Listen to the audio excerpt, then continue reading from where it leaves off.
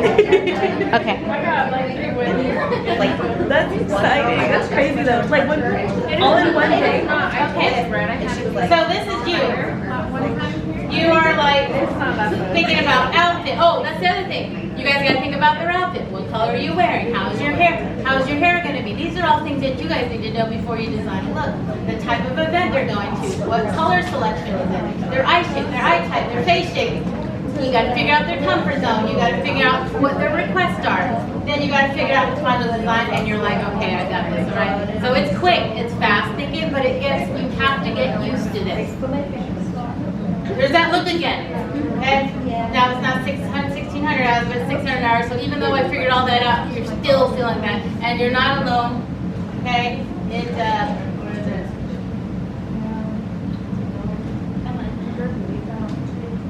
Okay, it's done. Don't worry, you're not alone. Okay. Okay, influences.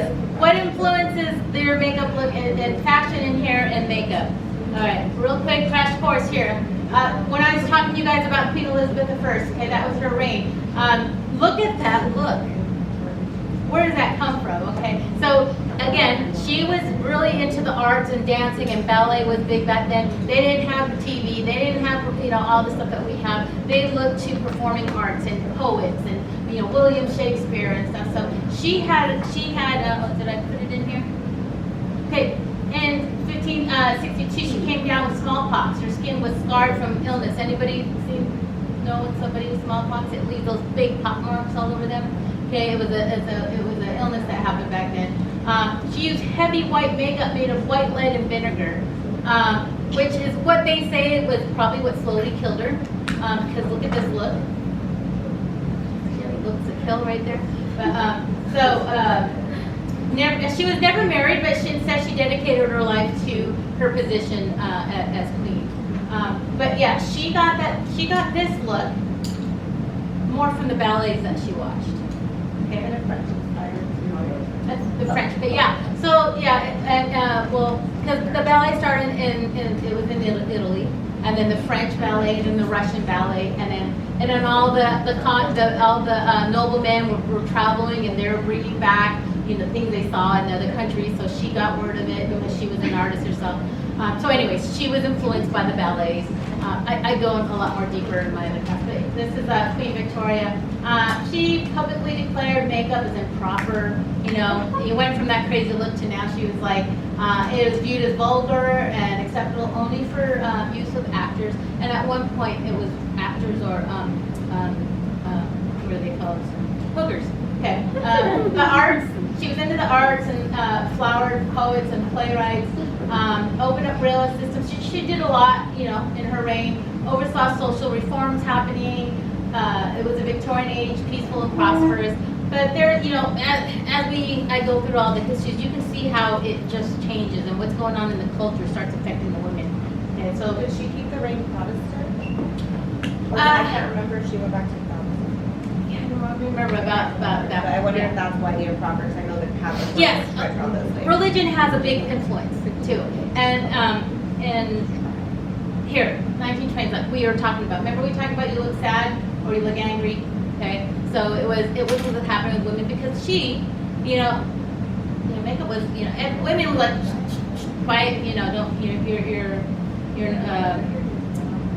your voice doesn't matter kind of thing, okay? Here's a sample of the ballet.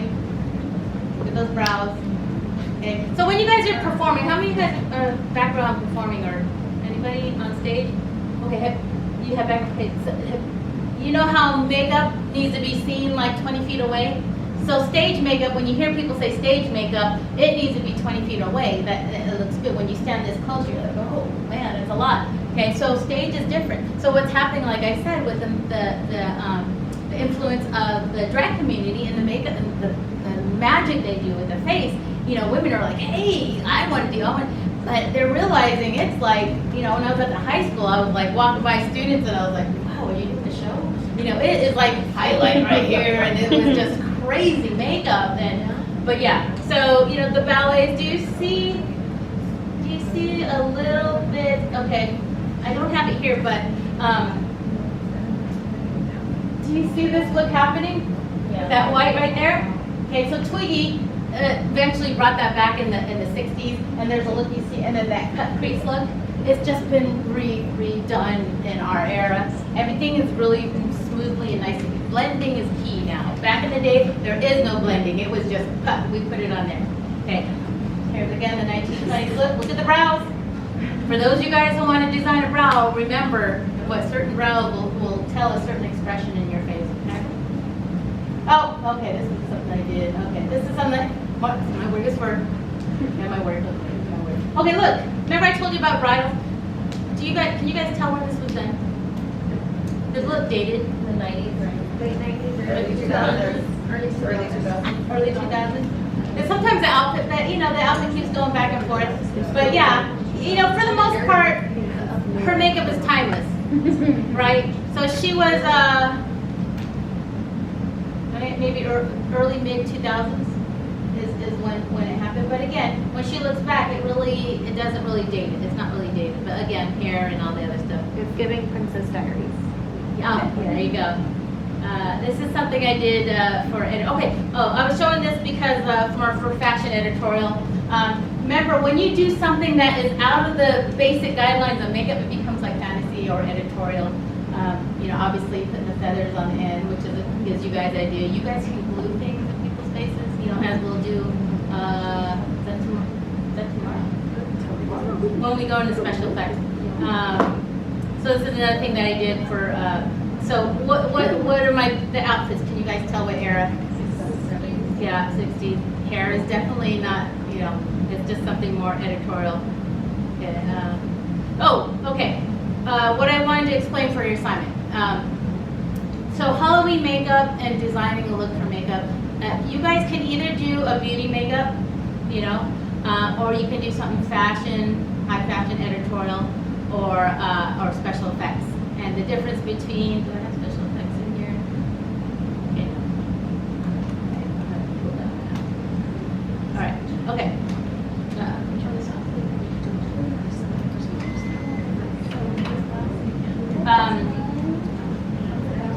Oh no! I do need to show you. Sorry. I need to show you the difference. Okay. When you guys are designing, let's take us out of the beauty world. And somebody wants to hire you for a photo shoot for an advertising, and they want you to be part of the designing or the creator of the design. So what I do to my students is, I've been on jobs where they gave me a spool of red thread. There you go. Okay, we're doing, so fashion editorial, anybody buy magazines anymore? Are there any more magazines around? I'll try to bring one in, but if you ever looked at the magazines, they're around anymore. If you look in the middle, or if you guys ever remember opening, if you look in the middle, there's usually a spread, there's no advertising to it. And it's like, 3, 5, 6, 7 pages spread, and it almost tells a story. Okay, so that is the editorial spread. They put those in the magazines to just give it a little break between all the advertising and all the stories. They'll do a little fashion editorial spread in the magazine. And those are the ones where a lot of makeup artists, if your work gets into the magazine on a fashion editorial credit, then you would tear that out very so carefully, probably buy every single issue that there is, so you have proof of your work and stuff. And that's when we would put it in our little booklets, showing that we have, it's called a tear sheet. We would put in our booklet, and we would send those booklets out to different modeling houses and try to get them to look at our work so they can hire us. Now it's different, it's websites. So, yeah. Have you ever had friends or peers that had their makeup on the cover? On the cover, I did not get that lucky not on Vogue or anything. Do you guys know how much a model or a makeup artist makes to get on the cover of Vogue? Huh? You guys know how much you get paid? Get on the cover, right in front of the cover. I don't know what it is now, but back in the day, $150. Yeah, because they know if your name, if you get that credit, you will have enough work. They know that. Same with the model. Same with everybody who did all hard work to get in there. Is that the front cover doesn't get paid a lot, but they know that you in return will. So it kind of makes sense. I thought that's interesting. I didn't know that. Yeah. So it makes more sense to have it right in the middle to show your work rather than. So yeah, well the middle spread too, anything that makes it into this. But my stuff went to more trade magazines. magazines like Braids and Beauty I did, and just these different trade magazines. I didn't really go after the other stuff because I was doing too many other little things. But yeah, if you guys make it into one of those magazines, yeah, they know that your career is going to be set. So you don't get paid a lot for those. What I want, okay, so designing a look is what I want. So I did a shoot in the Caribbean for the Braids and Beauty magazine, and they wanted to do this fashion editorial spread. So we sat, and usually you sit in a team with your photographers and your models, and you help come up with how we're going to create this design. So they gave me the thread, and they said, they gave me a concept, the thread and the concept, and they said, what did the photographer say? You're in a room full of mirrors about to do surgery on yourself. That's all they need us. That's all they, this happens.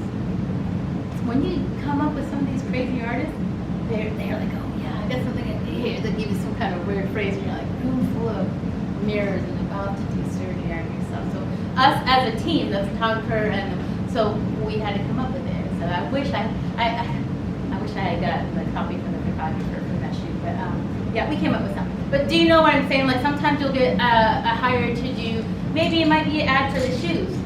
Wait, on makeup, right? I'm like, okay, it's feet and hand showing and stuff, so it depends. They might have, sometimes we might do a shoot and we might shoot like 800 to 1,000 shots. One or two is gonna make it. It might just be a highlight of the shoes. It might show the whole face of the model. So it just depends on the art director and what they end up picking, you know. So yeah, always think about, now again, this is off of beauty, because if it's more fashion and editorial, which I was trying to get this back up to show you guys the difference between fashion. Who knows the difference between fashion and editorial and avant-garde? You guys heard that? We're all avant-garde. Tomato, however you want to say it. Anybody know? No? Okay. No? Yeah. Okay. So more from the beauty side. Okay. So good. I'll show this to you. If the static stir will fire up again. Right here.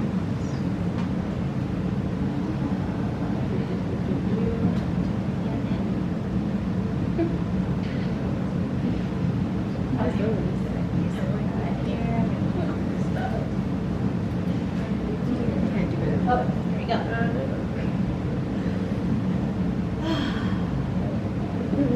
Avant-garde versus editorial. Okay, avant-garde is from the French. It means advanced garde or vanguard, literally for guard. Okay, are people or works that are experimental or innovative, particularly with respect to fashion, art, lifestyle, and culture. Avant-garde pushes the boundaries of what is accepted as a norm or the status quo. In fashion, avant-garde is considered to be a wearable art. Okay, so it's art rather than clothing. There you go. This is an example of avant-garde. It means there's no rules. When you're in this basic makeup class, you learn rules about beauty makeup. Whenever you're going to do something edgy, you throw away all those rules. That's the hardest part that I have with my makeup artists, is when we go past beauty, I can't get them to go past that eyebrow mark or whatever, or I can't get them to think out of the box. If you're going to be a makeup artist and be seasoned in all the different areas, you need to learn how to push yourselves to the limit. Is that better? Yeah. Okay. So it's sometimes you're having to jump in and do hair. It just depends on what you're doing, especially if it's for your portfolio. How many of you guys want to do like this kind of stuff? Fashion, editorial, anybody? You? Yeah. Okay. So you need to sometimes jump in, and I know a lot of makeup artists who did everything, the clothing, the hair, and the makeup, everything. You have to think out of the box, okay? Here's some more examples of different things that they did, okay? This is more avant-garde. You don't see people walking in the street with this. Well, sometimes maybe in Hollywood, but anyways, for the most part, you guys get it, okay? This is avant-garde, okay? Pushing the boundaries. All right, okay, avant-garde roots. Avant-garde fashion traces back to the roots of the Japanese designers and is claimed to have begun in the 1920s. Avant-garde was a more successful attempt to marry Western techniques with Japanese elements and philosophy. Okay. So you can kind of see the outfits that they wear, and that's a culture thing, you know, and then their culture starts tweaking it to make it a little bit more edgy, and then you get stuff like this. Okay. So this is more on fashion, but if you're getting hired to do a fashion show like this, you have to step up your game in the makeup, right? Think out of the box, think out of the box. And sometimes it could be If sometimes what I tell my artists is if you just can't think, grab something. Grab something in your house and, it could be something like this. This influenced me to do a certain look, and it might not be this, it could have been the colors. It could have been, something about the fruit. Think outside of the box. Just look at something and over-diagnose it and dissect it and say, what can I pull out of that to design this look? See some more stuff, okay? More in the fashion. Okay, avant-garde studio, this is my stuff again, all right. Okay, editorial. What is editorial? Editorial work is for the purpose of publication, magazines, and newspapers. The photos will tell a story or suggest that there is a backstory to the photo. So if I can, I'll see if I can get my hand on some editorial spreads and see if you guys, it's telling a story without words. It's pretty much what you do. And this is what I do when I'm shooting models who are first time kind of getting their feet wet in the modeling and I can't get them to stop giving me the cheese. I would put my camera down because there's something about the camera when I put it up, they like freeze up. So I would put my camera down and I talk to them and I tell them, I go, tell me something without telling me something. What are you talking about? So I want you to tell me, think about an event, like if you're going to, I think she was getting ready to get married or something like that. This is you walking out on that aisle on the day of your wedding and you want to tell me something, your feelings. So I get in their heads. So they can feel the emotion, so their body will just follow. You know how they say, tell your, what is that saying? If you're happy or something, tell your face that. You guys hear people say that? Like they're walking around with a frown and they're like, are you, what's wrong? Nothing. Oh, I'm happy. Well, tell your face that because your face is telling me something different, right? Smile with your face. So, something like that. Smile with your face. I think I see some TikToks where they say raise your eyebrows or whatever, and then that's your walk, whatever. It's true. You have to tell yourself. Again, editorials are more about the mood and the situation. Is the situation real dark? Is it happy? Is it expressing something? So these are the things you have to understand, especially if they're hiring you and they tell you, well, we want something more dark, or we want something, light and gloomy, light and happy. Editorial photography goes along with an edgy concept, and it does not tell a story in a tradition sense. Okay, like back in when we were shooting weddings, we used to call, we used to ask our clients, do you want the storybook shoot? And the storybook shoot is your document. It's almost like you did a flip page, because it documents her getting ready with her bridesmaids and blah, blah, blah. It's the storybook documentation of the wedding. And then now it's changed where the brides are getting shot with their groom and they're doing the first looks. You guys know what the first looks are? Yeah, so some of the guys who don't know first looks is like before, it was tradition for the bride to walk down, and that's the first time going down the aisle is the first time their groom is going to see them. That's where the photographer got to grab that expression. Now, because what was happening during the wedding is that their guests had to wait. How many married people here? Your guests had to wait how long for you to do pictures after your shoot, right? Unless you did I was on a boat. We did it on a yacht, so everything was there. So they got to eat while you shot, right? Yes. So normally after the wedding and the wedding party needs to do all their formal pictures, that takes about 45 minutes, an hour if you have family members who are there and you're not chasing after them and stuff like that. So what was happening is that the brides didn't want their guests to wait that long after a wedding. So this new push with the photographer saying, oh, I'm going to get them to shoot. Like, how are you? I remember my friends, I'm going to get them to do it before. I'm like, how are you going to get that? You're going to break the tradition. I was like, no, we're going to make it special. So my photographer, for instance, said, I go, wow. I just started seeing them, you got them to do it. She's like, oh, yeah, we made it real special where, they take them out. And she did this one where it's a corner and they can't see around their backs turned, they're holding, and then they kind of do, you just got to be creative and make it special and stuff. So again, teaching you guys to think out of the box. And if you can't get an idea, find something and pull something out of that, okay? Things you should know. Commercial photography sells a product. Fashion photography sells a lifestyle. Editorial photographer sells a story, okay? Make sure you guys remember. You don't need to know for this class. But if you want to get in this field, make sure you remember, okay? All right, this is an assignment that I did for my students. Part of their final was I gave them a concept. The concept was dangerous minds. This is what one of them came up with. Okay, so she explained to me explain to me this. So, dangerous minds, she was thinking, she looks so innocent with her lipstick and stuff, and then there's that beautiful picture in the middle, and then it's like, what? I'm like, oh, something's going on there. So that was her, and I mean, it wasn't right or wrong. That was how she came up with this look of her project. It's the same concept. And this makeup artist came up with this, Dangerous Minds. Do you guys see that? How it's different. It's in art. Nothing is wrong. It's your representation of what you believe that to be. This what do you see that bird? Yeah. I gave him that bird. This is our final. They had like an hour to design it on the spot. I gave them the bird, and this is what she came up with. Okay. Designing with props or object. Gave the flower thing. So, it also takes. Make sure you have a good model too. But they were there. They were there for part of the shoot. Okay, shooting a mood or an emotion, location shoot. Oh, what is this? Okay. So I have a client who had a divorce, and us divorced women, we get this like rage of power, like, oh, well, I'm gonna get my body back and da da da. So she went to this thing, and she hired me to go to Arizona because she was all into orbs. You guys been to Sedona?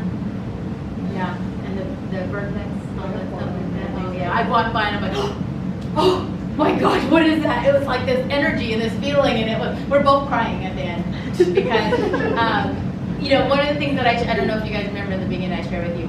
There was a point in my life I buried everything. Every gift that I was given, from makeup to hair to photography, because of that incident that I had with my twins, that I was a workaholic, and the doctors kept on telling me to stop and slow. I was a workaholic, which is equivalent to a drug addict, and my behavior was almost like a drug addict because I love my work so much, but yet I was having babies and having kids, and I just could not put my family first.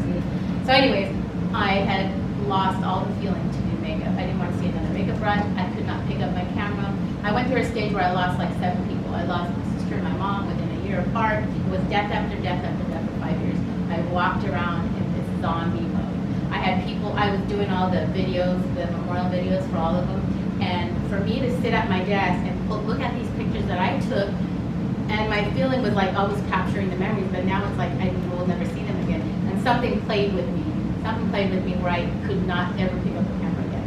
So this was one of the shoots I did a while back that I did. People would ask me to shoot their weddings, and I kept saying, I can't. Like, please, I don't trust anybody. I love your work, and I'd always say no, and I just couldn't do it. And I'd shoot, and I had like about 6 or 7 things that I shot, and they never got the pictures because I had this feeling like everything I shot looked horrible. It's like it didn't look good to me, and it was playing with my emotions because I was tying it with the trauma that I dealt with. So anyways, so this shot was kind of very important to us, or to both of us, because I started shooting her because I was feeling numb. As a photographer, I shoot off of emotions. You have photographers who are very technical, and they just there's no emotions, they just shoot. You can kind of tell them to work. I can't shoot if I don't feel an emotion. Every time I do a photo shoot, I have to get, I get songs from them, and I have to get inspired to who my client is, and I get to know them so that when I shoot them, then I can represent them the way I can. So I was able to catch these orbs, as you can see on her chest and stuff. And that's another thing I caught. So she was happy to shoot, but again, I had to know what she wanted. It took a couple of days of talking and going through it, even to the point of picking Arizona. This is her before I added extensions in her hair and stuff. So, and that's us after we wiped her tears and stuff. So I think that's it. But okay, all right. So what I want you guys to do in your project is going to be due. You're going to, well, you don't have to do it on Halloween. Some of you guys might be partying the weekend before that. What else do we have? Any of you guys going to a Halloween party? Hold on, let me get my. Who's going to a Halloween party? Do you want me to stop recording? Oh yes.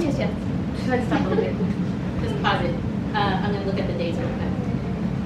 So we are in our